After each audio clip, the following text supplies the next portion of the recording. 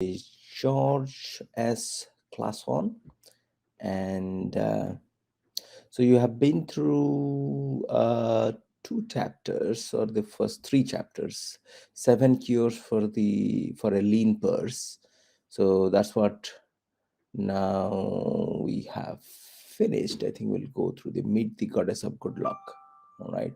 So let's get started. Let me share the screen. Okay. All righty. Who had extra coins. He was an honorable man. His borrowing he would repay, together with a liberal rental as he sold his shields. Each time I loaned to him, I loaned back also the rental he had paid to me. Therefore, not only did my capital increase, but its earnings likewise increased. Most gratifying was it to have these sums returned to my purse. I tell you, my students, a man's wealth is not in the coins he carries in his purse.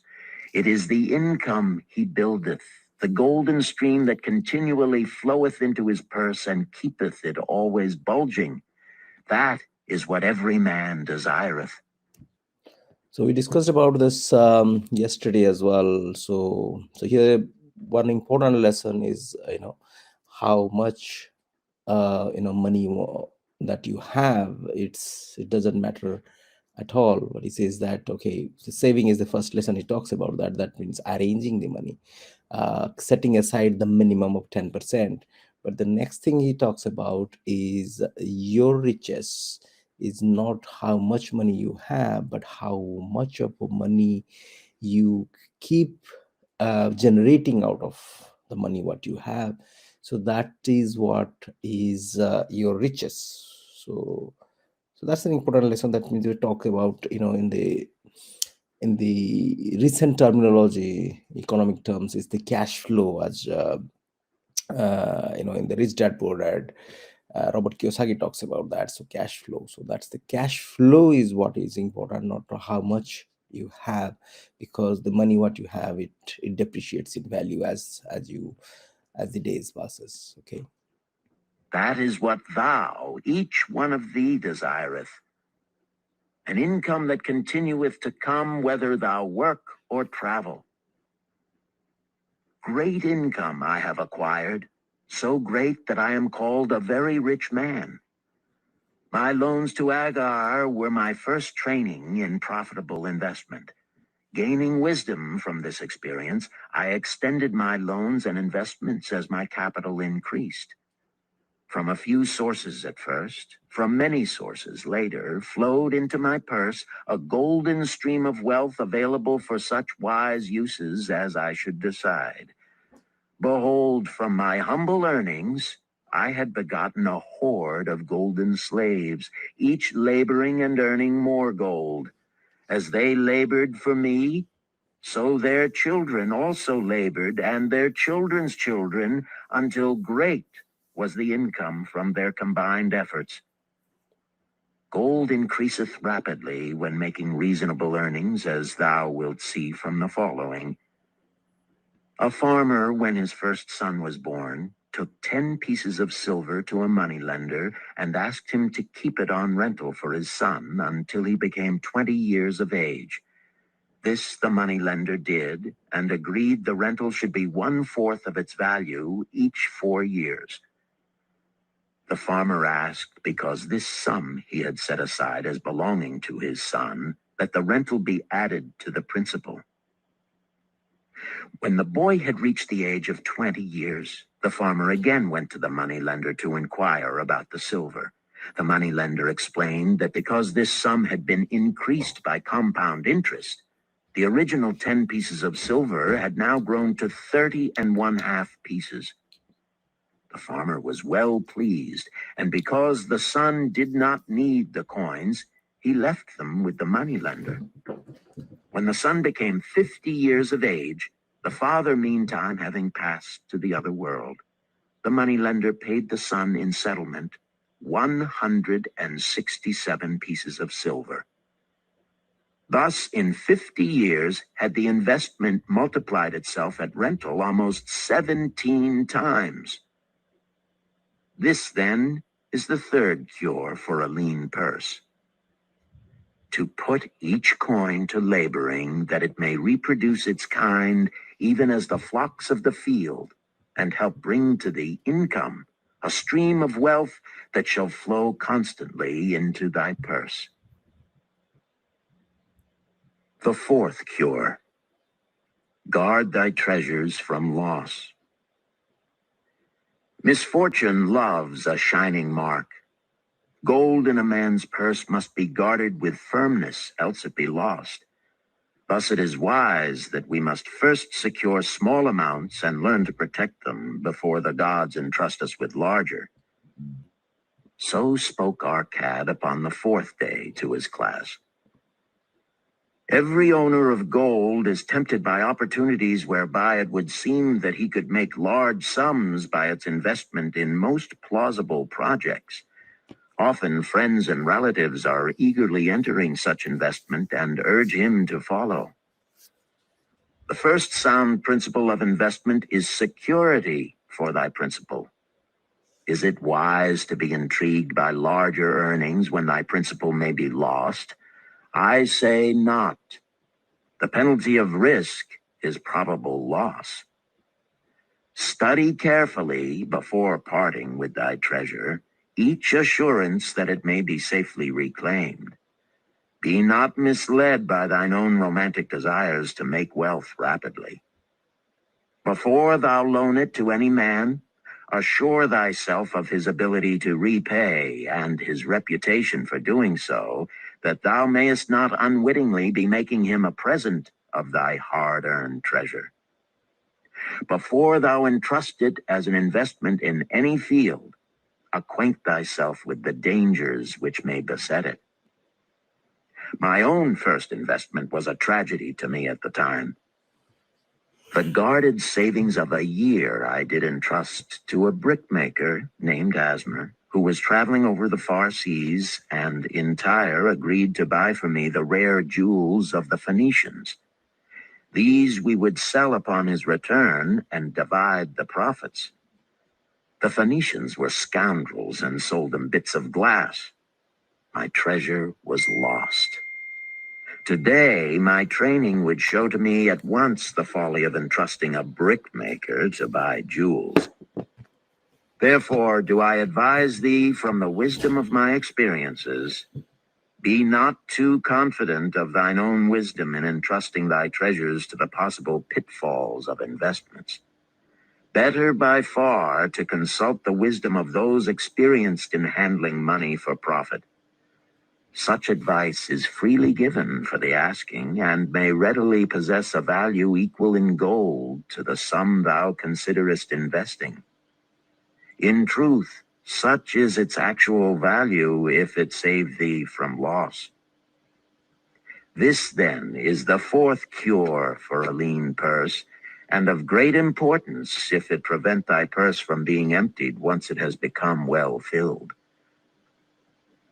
Guard thy treasure from loss by investing only where thy principal is safe, where it may be reclaimed if desirable, and where thou wilt not fail to collect a fair rental.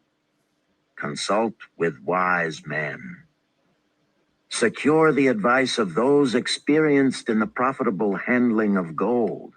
Let their wisdom protect thy treasure from unsafe investments. This ends Disc 1. The Richest Man in Babylon, Disc 2. So we we finished the 7 cures of the lean purse, I guess. So we'll be moving on to the meet the goddess of the good luck. Okay, let's go and listen to the next one. The fifth cure. Make of thy dwelling a profitable investment. If a man setteth aside 9 parts of his earnings upon which to live and enjoy life, And if any part of this 9 parts he can turn into a profitable investment without detriment to his well-being, then so much faster will his treasures grow. So spake Arcad to his class at their 5th lesson. All too many of our men of Babylon do raise their families in unseemly quarters. They do pay to exacting landlords liberal rentals for rooms where their wives have not a spot to raise the blooms that gladden a woman's heart, and their children have no place to play their games except in the unclean alleys. No man's family can fully enjoy life unless they do have a plot of ground wherein children can play in the clean earth, and where the wife may raise not only blossoms, but good rich herbs to feed her family.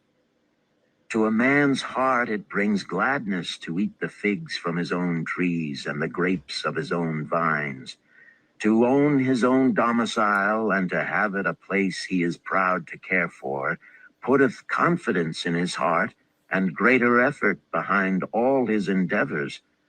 Therefore do I recommend that every man own the roof that sheltereth him and his.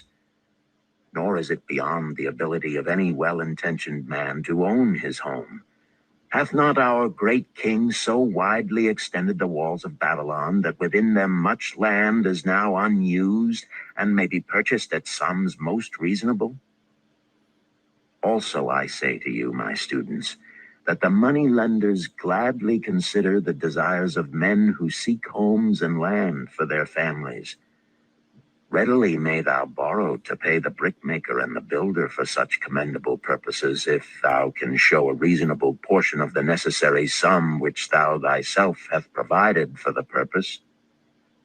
Then when the house be built, thou canst pay the money lender with the same regularity as thou didst pay the landlord, because each payment will reduce thy indebtedness to the money lender.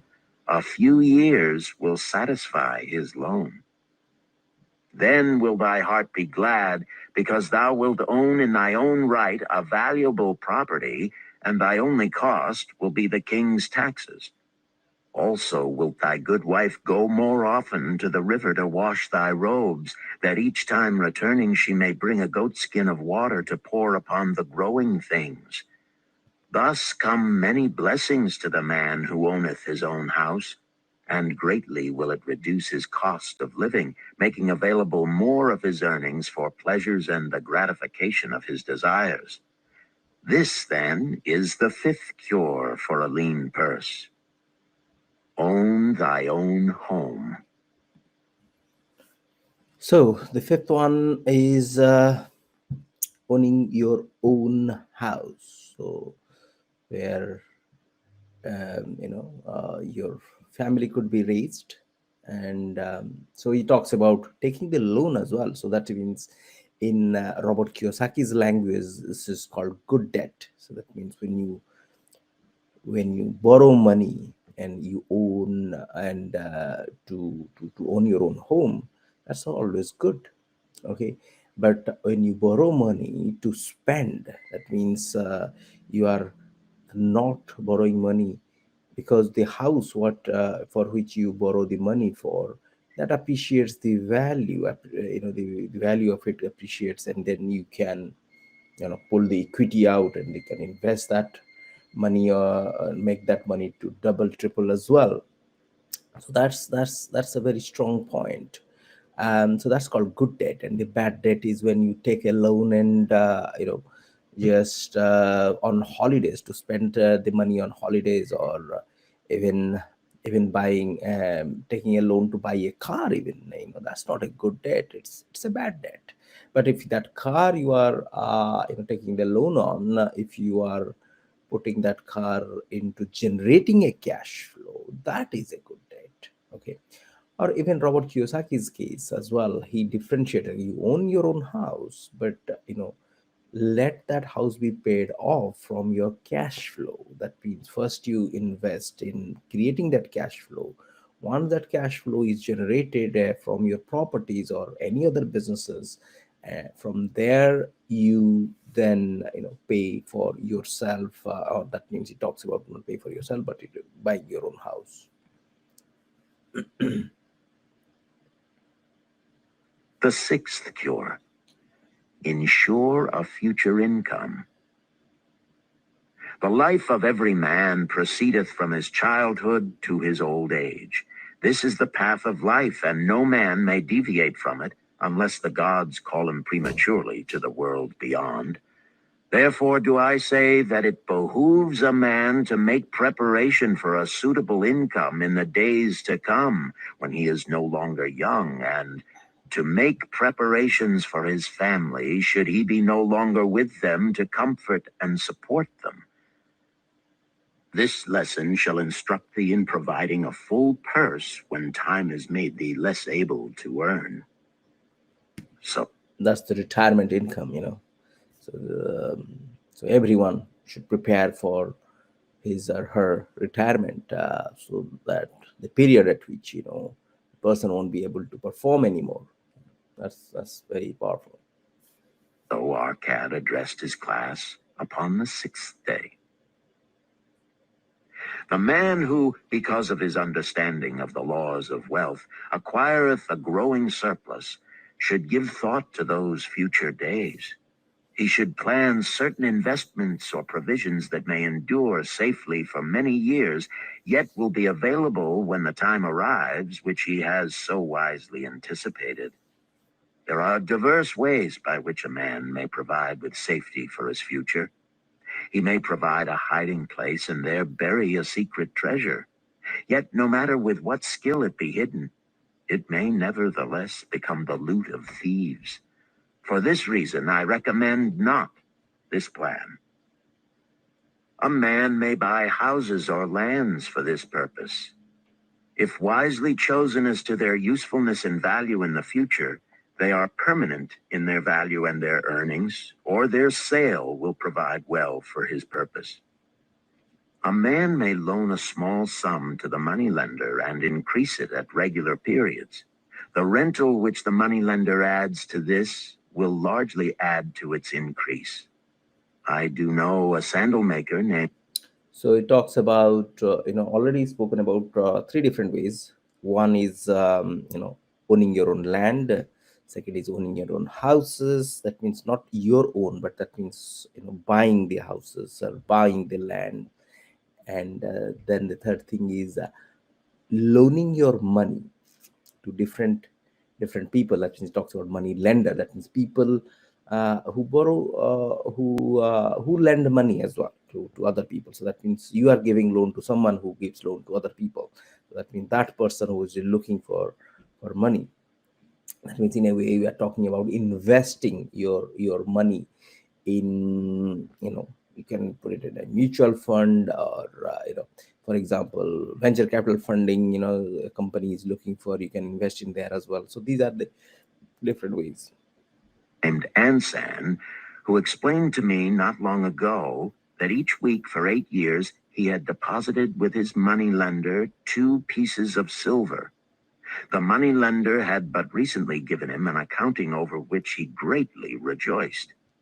The total of his small deposits with their rental at the customary rate of 1/4 their value for each 4 years had now become 1,040 pieces of silver. I did gladly encourage him further by demonstrating to him with my knowledge of the numbers that in 12 years more, if he would keep his regular deposits of but 2 pieces of silver each week, the moneylender would then owe him 4,000 pieces of silver, a worthy competence for the rest of his life. Surely when such a small payment made with regularity doth produce such profitable results, no man can afford not to ensure a treasure for his old age and the protection of his family, no matter how prosperous his business and his investments may be. I would that I might say more about this. In my mind rests a belief that someday wise-thinking men will devise a plan to insure against death, whereby many men pay in but a trifling sum regularly, the aggregate making a handsome sum for the family of each member who passeth to the beyond. This do I see as something desirable and which I could highly recommend. But today, it is not possible because it must reach beyond the life of any man or any partnership to operate. It must be as stable as the king's throne. Someday do I feel that such a plan shall come to pass and be a great blessing to many men, because even the first small payment will make available a snug fortune for the family of a member, should he pass on. But because we live in our own day and not in the days which are to come, must we take advantage of those means and ways of accomplishing our purposes. Therefore do I recommend to all men that they, by wise and well thought out methods, do provide against a lean purse in their mature years. For a lean purse to a man no longer able to earn, or to a family without its head, is a sore tragedy. This, then, is the sixth cure for a lean purse. Provide in advance for the needs of thy growing age and the protection of thy family. The seventh cure. Increase thy ability to earn. This day do I speak to thee, my students, of one of the most vital remedies for a lean purse. Yet I will not talk of gold, but of yourselves, of the men beneath the robes of many colors who do sit before me. I will talk to you of those things within the minds and lives of men which do work for or against their success. So did Arcad address his class upon the seventh day. Not long ago came to me a young man seeking to borrow. When I questioned him the cause of his necessity, he complained that his earnings were insufficient to pay his expenses. Thereupon I explained to him, this being the case, he was a poor customer for the moneylender, as he possessed no surplus earning capacity to repay the loan. What you need, young man, I told him, is to earn more coins. What dost thou to increase thy capacity to earn? All that I can do, he replied. 6 times within 2 moons have I approached my master to request my pay be increased, but without success. No man can go oftener than that. We may smile at his simplicity, yet he did possess one of the vital requirements to increase his earnings.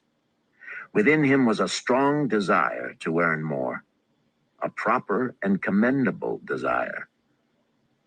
Preceding accomplishment must be desire. Thy desires must be strong and definite. General desires are but weak longings.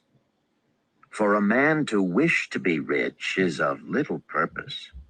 For a man to desire 5 pieces of gold is a tangible desire which he can press to fulfillment.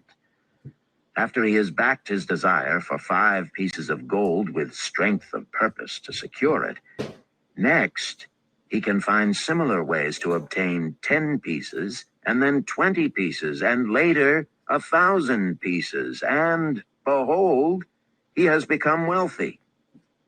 In learning to secure his one definite small desire, he hath trained himself to secure a larger one.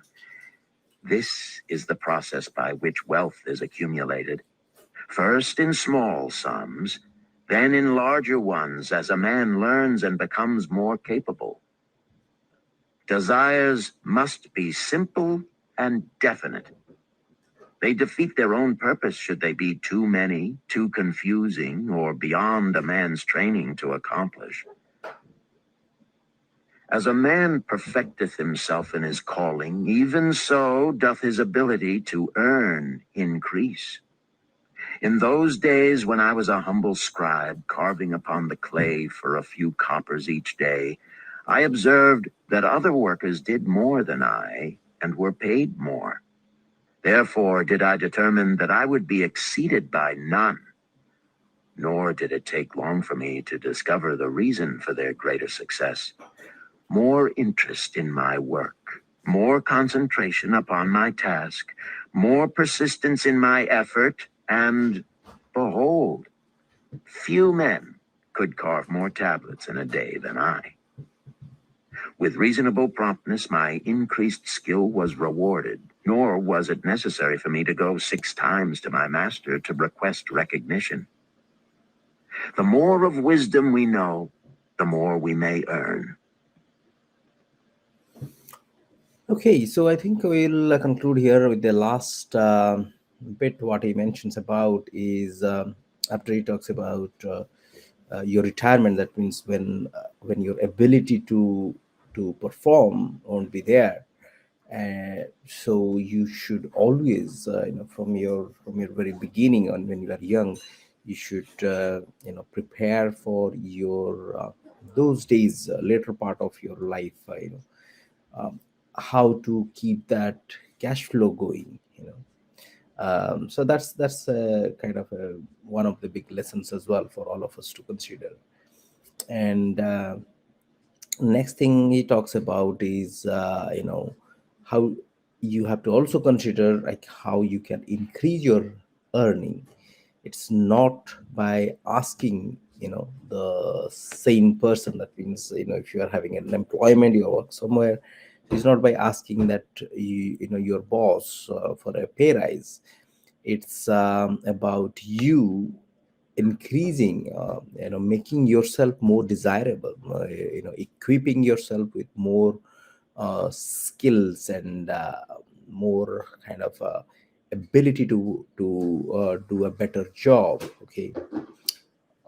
So when you add value to yourself, then you will be more desirable in the market. So that means not to ever stop learning and implementing your learning to grow yourself more, and that is what another big learning. All right, so with this we will conclude here.